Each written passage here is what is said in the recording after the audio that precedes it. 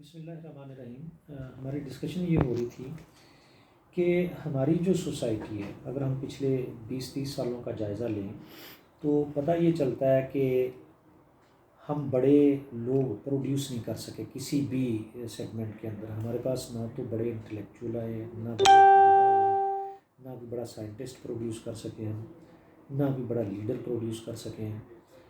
تو اس پہ جب بغور اس کا جائزہ لیا گیا کہ آخر پرابلم کہاں ہے، کہ ہم وہ چیزیں کیوں نہیں دے رہے ہیں۔ ہم اگر اپنے پاسٹ کو، ماضی کو دیکھیں، ہسٹری کو دیکھیں، تو جو ہمارا مسلمانوں کا نام تھا اور جو ہماری اچیومنٹ تھی، اور اگر اب ہم دیکھتے ہیں تو وہ چیزیں کیوں نہیں آ رہی، تو میں اس نتیجے پہ پہنچا ہوں کہ سوسائٹی میں سے ویلیوز نکل گئی ہیں۔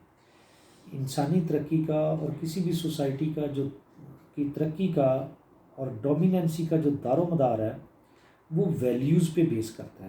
ہمیں لگتا ہے کہ شاید آپ کی جو پروگریس ہے یا ترقی ہے وہ صرف علم کی بیس پہ، نالج کی بیس پہ ہے، یا اکانومی کی بیس پہ ہے، ٹھیک ہے، یا طاقت کی بیس پہ۔ یہ سارے ہتھیار ہیں ڈومیننسی کے لیے۔ جب تک سوسائٹی کے اندر ویلیوز نہیں ہوں گی، یہ جو ہتھیار ہیں ڈومیننسی حاصل کرنے کے لیے بے سود ہو جائیں گے۔ لیکن یہ ہماری ویلیوز تھی کہ سچائی پہ بات کرنی، سچائی پہ ڈٹے رہنا، جھوٹ سے اوائڈ کرنا، ایمانداری سے چلنا، کرپشن نہیں کرنی، بے ایمانی نہیں کرنی، آسانیاں پیدا کرنی، سپورٹیو رہنا، پش اپ رہنا، یہ ساری چیزیں ہماری سوسائٹی سے نکل چکی ہیں۔ یہ ساری ویلیوز نکال لی گئی ہیں۔ اس کا نتیجہ کے طور پہ ہمارے سامنے جو ایک نیشن آئی ہے، یہ ایک ہجوم آ گیا، نیشن تو نہیں کہہ سکتے، ایک ہجوم سا ہمارے سامنے آ گیا، یہ ان ویلیوز کے نکلنے کی وجہ سے ہے۔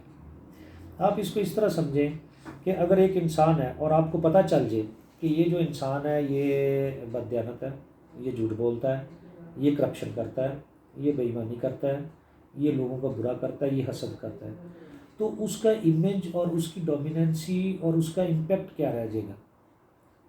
اب اسی چیز کو آپ امپلیمنٹ کر لیں سوسائٹی کے اوپر یا نیشن کے اوپر۔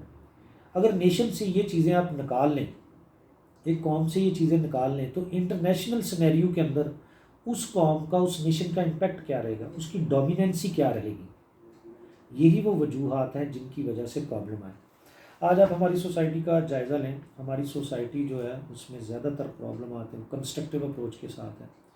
کسی کو آگے نہیں بڑھنے دینا، کسی کے لیے رکاوٹ پیدا کرنا، پرابلم کریٹ کرنا، یہ ساری چیزیں نکل چکی ہیں۔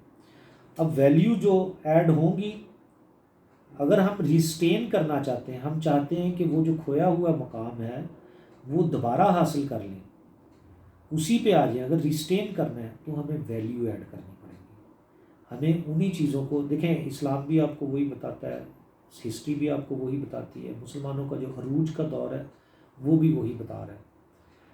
آپ سوسائٹی کے اندر یہ ویلیو ایڈ کریں، آپ کو رزلٹ آنا شروع ہو جائے گا۔ اگر آج کوئی ایک بندہ، کوئی انٹرپرینور ہے، کوئی سیلف میڈ بندہ، کوئی سسٹم شروع کرنا چاہتا ہے، کوئی روزگار شروع کرنا چاہتا ہے، کوئی بزنس کرنا شروع کرتا ہے، تو اس کے لیے رکاوٹیں کتنی آ جاتی ہیں۔ آپ کے لیگل اسپیکٹ سے لے کے، بزنس کی رجسٹریشن سے لے کے، بلڈنگ سے لے کے، وہ اس کی گروتھ تک، اس کی ڈیولپمنٹ تک، امپلائیز، پارٹنرز، فیملی، رشتہ دار، دائیں بائیں، ہر بندہ پرابلم کریٹ کرتا ہے، رکاوٹ بنتا ہے۔ پش کرنے والا، دھکا لگانے والا کوئی نہیں، شاید ہی کوئی اکا دکا ہو۔ تو یہ ساری چیزیں ایز اے رزلٹ، نتیجے کے طور پہ سوسائٹی میں آ جاتی ہیں، اور سوسائٹی پھر ڈاؤن فال میں جاتی ہے۔ ویلیو ایڈ کریں، راستے آسان ہوتے جائیں گے، سڑکیں بنتی جائیں گی، لوگ دوڑتے جائیں گے، آسانیاں پیدا ہوتی جائیں گی، اور جب انڈیویژول پروگریس کرنا شروع کر دیں گے تو society as a whole progress کرے گی۔ آپ پروگریس کریں گے تو آپ ڈومیننٹ ہو جائیں گے۔